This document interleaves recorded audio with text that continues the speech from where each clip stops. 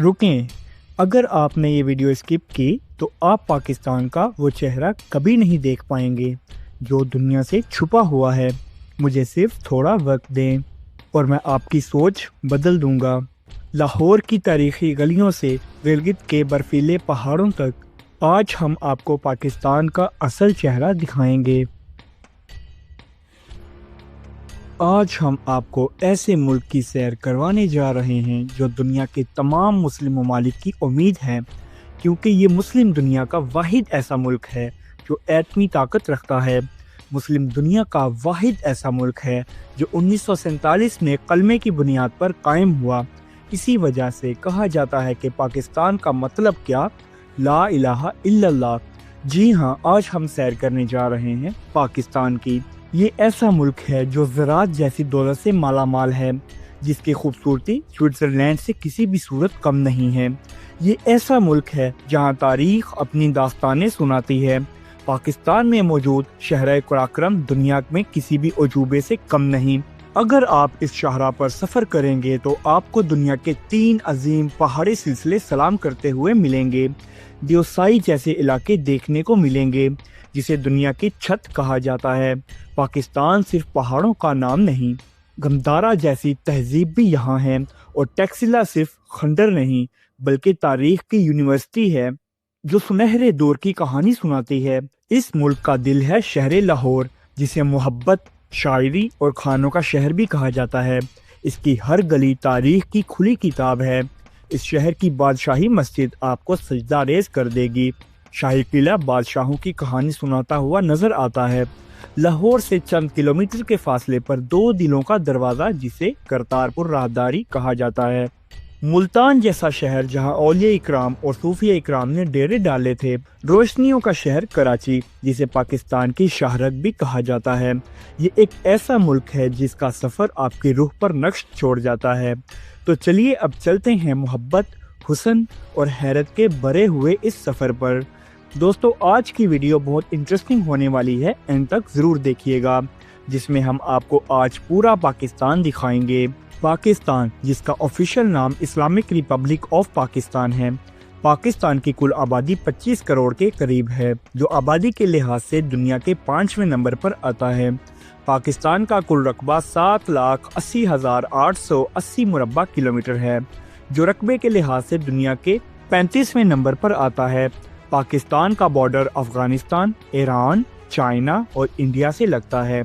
इसके अलावा अरबिक सी की साहली पट्टी भी वाक़या है। दोस्तों, इस खित्ते में कई सल्तनतों ने हुकूमत की।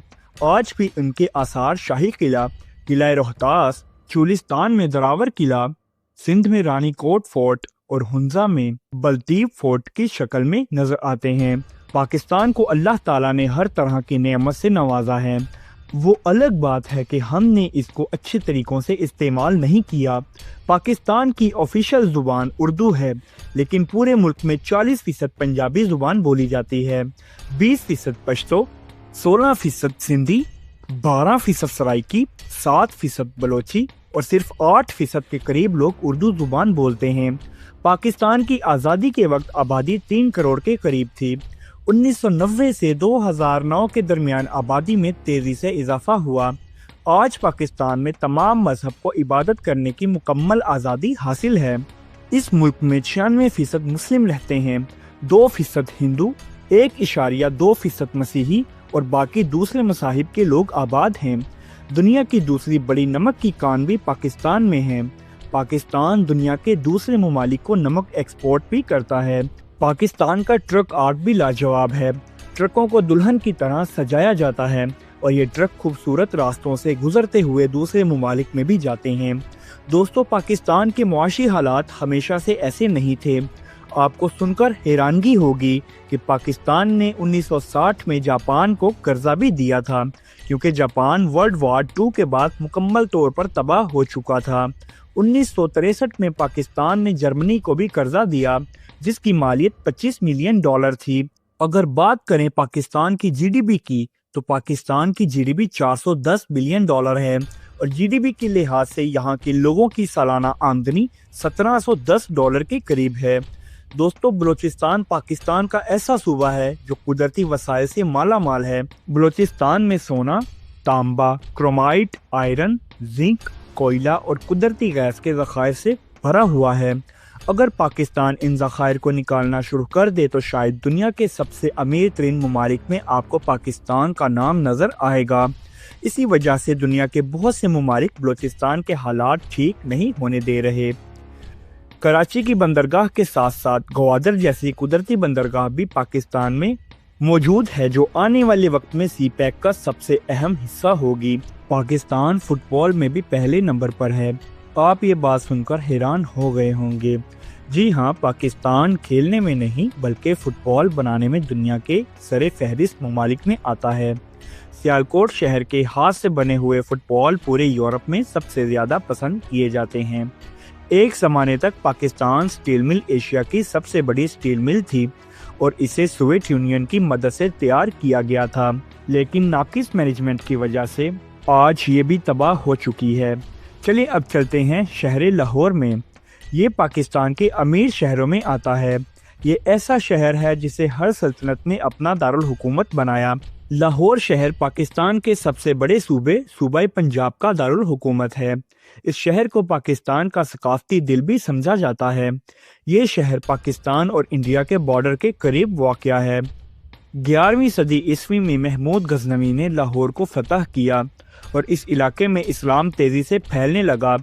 यहाँ कई अजीम अमारात की तामीर की गई, जिसमें शाही किला और बादशाही मस्जिद शामिल हैं। इन कदीम इमारतों को UNESCO world of heritage site में भी शामिल किया गया है।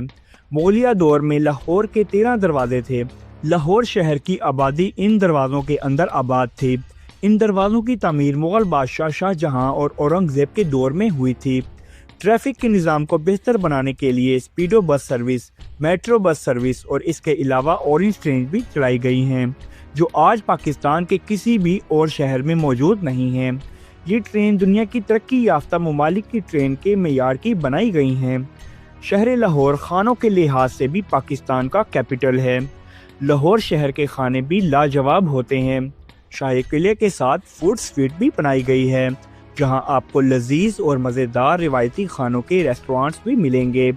इस पूरे इलाके को कदीम तर्ज से सजाया गया है। लाहौर का अव्वल टाउन, जिसे अंदरून शहर भी कहा जाता है, सुबह का आगाज़ मज़ेदार नाश्तों से किया जाता है, जिनमें हलवा पूड़ी, निहारी, पाए और नान चने वगैरह शामिल हैं। हलवा पूड़ी में जफ़रपुरी हलवा, सदीकपुरी हलवा और टकसाली गेट के नज़दीक शहाब स्वीट सबसे ज़्यादा फेमस हैं। अंदरून लाहौर में जेदे की लस्सी अगर आपने नाश्ते में नहीं पी तो आपने कुछ नहीं पिया, जहां लोगों का रश आपको बहुत ज़्यादा देखने को मिलेगा। अंदरून शहर के करीब बादशाही मस्जिद मौजूद है। इस मस्जिद को 1673 में तामीर किया गया था। इसका डिज़ाइन दिल्ली की जामिया मस्जिद से मिलता जुलता है। इस मस्जिद का आर्किटेक्चर भी बहुत खूबसूरत है। तकरीबन 1 लाख के करीब नमाजी यहाँ नमाज अदा कर सकते हैं। बादशाही मस्जिद से बाहर आते ही आपको हज़रत डॉक्टर अल्लामा इकबाल का मज़ार भी देखने को मिलेगा, जहाँ लोग आकर उन्हें सलाम पेश करते हैं। इस मस्जिद के बिल्कुल सामने शाही किला का गेट है, जिसे आलमगीरी गेट कहा जाता है। मस्जिद के साथ ही सिखों का गुरुद्वारा भी मौजूद है, जिसे रंजीत सिंह की समाधि भी कहते हैं।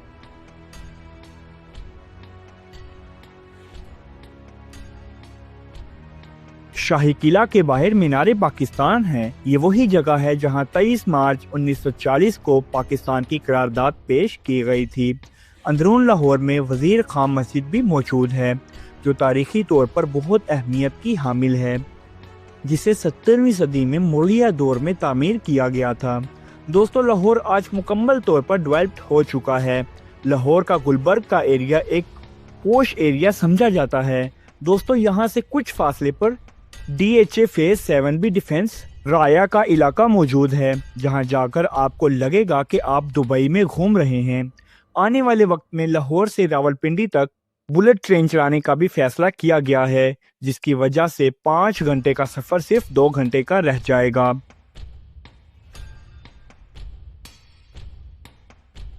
دوستو اگر آپ نے گلگت بلتستان کی خوبصورتی نہیں دیکھی تو کچھ بھی نہیں دیکھا۔ پاکستان کے اس صوبے کی خوبصورتی کے آگے سوئٹزرلینڈ بھی پھیکا پڑ جاتا ہے۔ شاہراہ قراقرم کا راستہ ہی ایسا ہے جو کسی بھی شخص کو حیرت میں ڈال دیتا ہے۔ یورپین ٹورسٹ یہاں آ کر حیران رہ جاتے ہیں کہ اتنی خوبصورت جگہ ہے، لیکن انفراسٹرکچر کی وجہ سے ٹورسٹ کم آتے ہیں۔ دوستو کیا آپ جانتے ہیں کہ سوئٹزرلینڈ دنیا کے امیر ترین ممالک میں آتا ہے، اور اس کی صرف ایک ہی وجہ ہے، یہ ملک 80% آمدنی ٹورزم سے کماتا ہے۔ اس کے علاوہ سوئٹزرلینڈ کے پاس کچھ بھی نہیں ہے، جبکہ پاکستان کے پاس اس سے بھی خوبصورت علاقے موجود ہیں، لیکن بدقسمتی سے سیاسی عدم استحکام کی وجہ سے ہم آپس کی لڑائی کا شکار ہیں۔ دوستو اس جگہ جب آپ ہنزا ویلی سے گزرتے ہوئے جاتے ہیں تو آنکھوں کو ایسے نظارے دیکھنے کو ملتے ہیں جن پر یقین کرنا انتہائی مشکل ہو جاتا ہے۔ گلگت بلتستان پاکستان کے شمالی علاقے میں واقع ایک خوبصورت اور اہم خطہ ہے جو اپنی بلند و بالا پہاڑی چوٹیوں، گلیشیئرز اور تاریخی اہمیت کی وجہ سے فیمس ہے۔ اسے پاکستان کا جنت نظیر علاقہ بھی کہا جاتا ہے۔ دوستو گلگت بلتستان دنیا کی سب سے خوبصورت علاقوں میں سے ایک ہے۔ ایک رپورٹ کے مطابق 15 سے 20 لاکھ لوگ سالانہ اس کے وزٹ کے لیے آتے ہیں۔ چلیں سب سے پہلے ہم سفر کا آغاز کرتے ہیں ناران کاغان سے، جو کہ KPK میں واقع ہے۔ ٹورسٹ سب سے زیادہ ناران کاغان ویلی میں جاتے ہیں، جو اسلام آباد سے 276 کلومیٹر کے فاصلے پر ہے۔ اس وادی میں ہوٹل، ریسٹورانٹس آسانی سے مل جاتے ہیں۔ ناران ویلی کی سب سے پرکشش جگہ جھیل سیف الملوک ہے۔ ناران بازار کا روڈ مری روڈ کے بعد سب سے زیادہ رش والا بازار ہے۔ رات گئے تک اس بازار میں لوگوں کا رش رہتا ہے۔ ناران جاتے ہوئے سارا راستہ دریائے کنہار آپ کے ساتھ چلتا ہے۔ ناران سے کچھ ٹریک اوپر کی طرف جاتے ہیں، جن میں سے ایک لالا زر سب سے زیادہ فیمس ہے۔ یہ سارا راستہ بہت ایڈونچر والا ہے۔ عام طور پر یہاں بھی لوگ مقامی جیپوں پر بیٹھ کر ہی جاتے ہیں۔ ناران سے کچھ فاصلے پر باٹا کنڈی کا علاقہ ہے، جہاں تیزی سے ہوٹل اور ریسٹورانٹس بن رہے ہیں۔ اس کے بعد لوگ بابو سر ٹاپ کا بھی ضرور وزٹ کرتے ہیں، جو KPK کی آخری حدود ہے، جس کے بعد گلگت بلتستان شروع ہو جاتا ہے۔ اس جگہ کی بلندی 13,700 فٹ ہے۔ چلیے یہاں سے چلتے ہیں گلگت سٹی، جو گلگت بلتستان کا کیپٹل سٹی بھی ہے۔ گلگت شہر میں داخل ہوتے ہی بازار اور چہل پہل آپ کو نظر آئے گی۔ گلگت شہر میں درمیان سے گزرنے والا انڈس ریور اس کی خوبصورتی کو چار چاند لگا دیتا ہے۔ چلیں اب یہاں سے چلتے ہیں ہنزا، جو سیاحت کے لحاظ سے پورے پاکستان میں بہت مقبولیت رکھتا ہے۔ ہنزا وادی کا سب سے مشہور علاقہ کریم آباد ہے، جو قدرتی خوبصورتی اور اپنی ثقافت کی وجہ سے ٹورسٹ کے لیے سب سے زیادہ اہمیت رکھتا ہے۔ اس جگہ پرانی گلیاں اور دستکاریوں کی دکانیں موجود ہیں، جہاں سے ہنزا کی ثقافت کا آغاز ہوتا ہے۔ لوگ اس کی گلیوں اور بازاروں میں گھومنے کے لیے آتے ہیں۔ یہاں آ کر ایسا لگتا ہے کہ آپ سوئٹزرلینڈ میں گھوم رہے ہیں۔ ہنزا میں تعلیم کو بہت اہمیت دی جاتی ہے۔ آپ کو سن کر حیرانگی ہوگی کہ ہنزا کا لٹریسی ریٹ 95% کے قریب ہے۔ ہنزا کے قدیم ہونے کا اندازہ آپ یہاں سے بھی لگا سکتے ہیں کہ یہاں ایلڈٹ اور بیلڈٹ کے قلعے موجود ہیں، جو کہا جاتا ہے کہ 700 سال سے بھی زیادہ قدیم ہیں۔ اس قلعے سے ہنزا وادی کے بہترین مناظر بھی دیکھنے کو ملتے ہیں۔ ہنزا کی پاسو کون چوٹیاں ایک الگ قسم کی خوبصورت چوٹیاں ہیں۔ اگر آپ ایڈونچر پسند کرتے ہیں تو حسینی برج پر بھی جا سکتے ہیں، جو زنجیروں اور لکڑیوں سے تعمیر کیا گیا ہے۔ ہنزا ویلی سے ہوتے ہوئے آپ خنجراب پاس پہنچ جاتے ہیں، جہاں پاکستان کا سب سے اہم بارڈر پاک چائنا بارڈر موجود ہے۔ جہاں موجود ہائی وے کو قراقرم ہائی وے کہا جاتا ہے، جو دنیا کی سب سے خوبصورت ہائی وے میں سے ایک ہے۔ چلیں اب آپ کو یہاں سے لے کر چلتے ہیں اسکردو میں، گلگت بلتستان کی خوبصورت شہر، جہاں آج کل ٹورسٹ بڑی تعداد میں جاتے ہیں۔ بہت سے لوگ اسکردو جانے کے لیے ہوائی جہاز کا استعمال کرتے ہیں۔ اسلام آباد اور لاہور سے اس کی فلائٹ چلائی گئی ہیں۔ یہ ایک جنت نظیر ویلی ہے، جہاں جہاز سے اترنے کے بعد آپ کو لگتا ہے کہ آپ کسی اور دنیا میں آ گئے ہیں۔ اس جگہ کی بلڈنگ کا آرکیٹیکچر چائنیز آرکیٹیکچر سے ملتا جلتا ہے۔ اسکردو سے چند کلومیٹر کے فاصلے پر سد پارا جھیل ہے۔ جس کے پانی کا رنگ انسان بس دیکھتا ہی رہ جاتا ہے۔ دوستو، کیا آپ نے کبھی ریت کا صحرا برفیلے پہاڑوں میں دیکھا ہے؟ جی ہاں، یہ آپ کو پاکستان کے شہر سکردو میں ملے گا۔ دیوسائی میدان دنیا کی بلند ترین میدانوں میں سے ایک ہے۔ یہاں زیادہ تر پہاڑ موجود نہیں، لیکن یہاں آپ خود کو آسمان کے قریب محسوس کرتے ہیں۔ خپلو قدرتی حسن کے ساتھ ساتھ تاریخی عمارات کی وجہ سے بھی فیمس ہے۔ دوستو، دیامیر بادشاہ ڈیم بھی گلگت بلتستان میں بنایا جا رہا ہے، جو KPK کے بالکل قریب واقع ہے۔ سب سے پہلے آپ کو لے کر چلتے ہیں کیلاش ویلی، جو پشاور سے 360 کلومیٹر کے فاصلے پر واقع ہے۔ یہ KPK چترال ضلع میں واقع ایک پراسرار اور منفرد جگہ ہے، جس کے بارے میں بہت کم لوگ جانتے ہیں کہ یہ کون لوگ ہیں۔ کیلاش ویلی میں 3000 سے 4000 کے قریب لوگ آباد ہیں۔ پوری دنیا میں کیلاش مذہب صرف پاکستان میں اس جگہ پر ہی موجود ہے۔ ان کا سب سے فیمس تہوار چلم چوشت ہے۔ اس موقع پر غیر شادی شدہ لڑکے اپنی پسند کی لڑکی کو بھگا کر لے جاتے ہیں اور 3 سے 4 دن لڑکی کو اپنے پاس رکھتے ہیں۔ چلیں اب آپ کو دکھاتے ہیں پاکستان کا سوئٹزرلینڈ، جسے سوات کہتے ہیں۔ سوات کا سب سے فیمس علاقہ مالم جبہ ہے، جہاں گرمیوں میں موسم بہت خوشگوار ہوتا ہے۔ دوستو، پاکستان کا سب سے بڑا اور دنیا کا 5واں بڑا زمینی ڈیم بھی اسلام آباد سے 105 کلومیٹر کے فاصلے پر ٹوپی کے ٹاؤن میں بنایا گیا ہے۔ تو چلیں اب چلتے ہیں پشاور۔ افغانستان کی سرحد کے قریب ہونے کی وجہ سے اسے دروازہ خیبر بھی کہا جاتا ہے۔ پشاور شہر کی کل آبادی 25 لاکھ کے قریب ہے، جہاں کے لوگ سب سے زیادہ دمبے کا گوشت اور گائے کا گوشت کھانا پسند کرتے ہیں۔ چلے یہاں سے لے کر چلتے ہیں آپ کو نمک منڈی، جو قصہ خانی بازار کے قریب ہے۔ یہاں جانے کے بعد آپ کی بھوک میں تیزی سے اضافہ ہوگا۔ آپ نے چرسی تکے کا نام تو سنا ہی ہوگا، اس کا تعلق بھی پشاور سے ہے۔ اس شہر کے مرکز میں ایک قلعہ بھی موجود ہے، جسے بالا حصار فورٹ کہا جاتا ہے۔ یہ ایک تاریخی قلعہ ہے۔ پشاور میں ایک میوزیم بھی موجود ہے، جو 1960 میں ملکہ وکٹوریہ کی یاد میں بنایا گیا تھا۔ اس کے اندر گندھارا کے دور کی بہت سی چیزیں رکھی گئی ہیں۔ پشاور میں ایک سیٹھی محلہ ہے۔ اس محلے کو قدیم اور روایتی انداز میں سجایا گیا ہے۔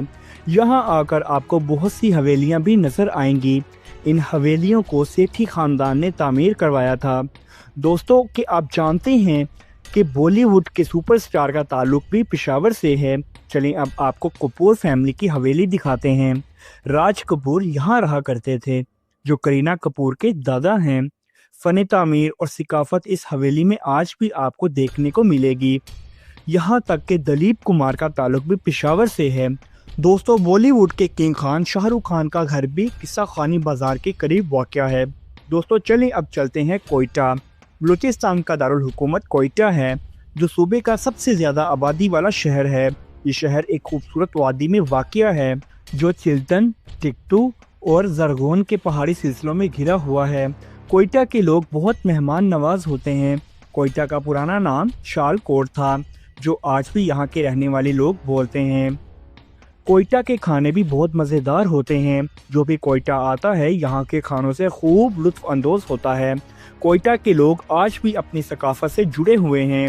ہاتھ سے بنی ہوئی جوتیاں لوگ یہاں پہننا پسند کرتے ہیں۔ بلوچستان کا ہر علاقہ قدرتی خوبصورتی سے مالا مال ہے۔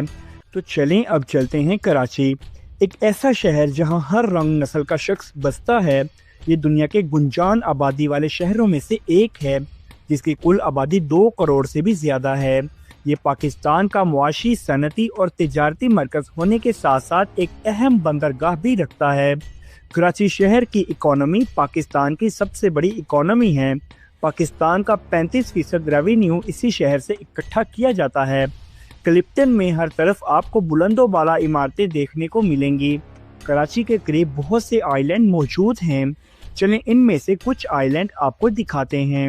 شمس آئی لینڈ، جو کراچی سے صرف 13 کلومیٹر کے فاصلے پر ہے، جس کا اوپر سے نظارہ بہت خوبصورت ہے۔ ماہی گیروں کی کشتیاں بڑی تعداد میں آپ کو یہاں پر نظر آئیں گی۔ اس کا پورا نام شمس پیر آئی لینڈ ہے۔ کراچی شہر کا ایک بہت خوبصورت علاقہ ہے، جسے کٹی پہاڑی کہا جاتا ہے۔ پہاڑ کو کاٹ کر یہاں راستہ بنایا گیا ہے۔ دوستوں، چلیں اب چلتے ہیں کشمیر۔ کشمیر پاکستان کا ایک خوبصورت اور قدرتی طور پر دلکش خطہ ہے جو شمالی پاکستان میں واقع ہے۔ اس علاقے کو جنت نظیر بھی کہا جاتا ہے۔ پاکستان کی آزاد کشمیر میں سب سے فیمس علاقے نیلم ویلی، رتی گلی، پیر چناسی۔ اسلام آباد سے نیلم ویلی تقریباً 215 کلومیٹر کے فاصلے پر ہے اور سکران سے گزر کر آپ نیلم ویلی پہنچ جاتے ہیں۔ نیلم ویلی میں نیٹ ورک سی فیوفون اور ایس کون کا چلتا ہے۔ یہ مقبوضہ کشمیر کے بالکل قریب واقع ہے۔ ہرن کیل بھی وادی نیلم کا خوبصورت مقام ہے جو مظفر آباد سے تقریباً 155 کلومیٹر کے فاصلے پر ہے۔ قدم قدم پر فطرت آپ کو خوبصورتی کی گواہی دیتی ہوئی نظر آئے گی۔ دوستو چلیں اب چلتے ہیں اسلام آباد۔ اسلام آباد جو اردو زبان کا لفظ ہے جس کا مطلب ہے امن کا شہر۔ اس شہر کی کل آبادی 13 لاکھ کے قریب ہے۔ اسلام آباد میں پاکستان کی طاقت کے 3 ہیڈ کوارٹرز بھی موجود ہیں جن میں general headquarter, navy headquarter اور ایئر فورس ہیڈ کوارٹر شامل ہیں۔ اگر اسے زمینی لحاظ سے دیکھا جائے تو یہ صوبہ پنجاب کی سرزمین پر واقع ہے لیکن اس کے انتظامی امور وفاق کے پاس ہیں۔ دوستو کیا آپ جانتے ہیں کہ اسلام آباد انسانوں کا بنایا ہوا مصنوعی شہر ہے؟ پاکستان کا کیپٹل کراچی تھا۔ 1950 میں جب کراچی کی آبادی میں تیزی سے اضافہ ہوا اور پانی کے مسائل بھی پیدا ہوئے تو اس کے ساتھ ساتھ ماحولیاتی آلودگی بڑھنے لگی۔ ان سب وجوہات کے علاوہ کراچی پاکستان کے جنوبی ساحل کے قریب ہونے کی وجہ سے پنجاب اور دیگر صوبوں کی رسائی بہت مشکل تھی۔ اسی وجہ سے نیا دارالحکومت بنانے کا فیصلہ کیا گیا۔ 1958 میں صدر ایوب خان کی قیادت میں ایک کمیٹی تشکیل دی گئی جس نے جگہ کا انتخاب کرنا تھا۔ اس کمیٹی نے فیصلہ کیا کہ ملک کے وسط میں دارالحکومت ہونا چاہیے، اس سے ملک کے تمام صوبوں سے رسائی آسان ہوگی۔ اسلام آباد کی تعمیر کا آغاز 1960 میں ہوا۔ اسلام آباد سٹی میں آپ کو گندگی نہ ہونے کے برابر نظر آئے گی۔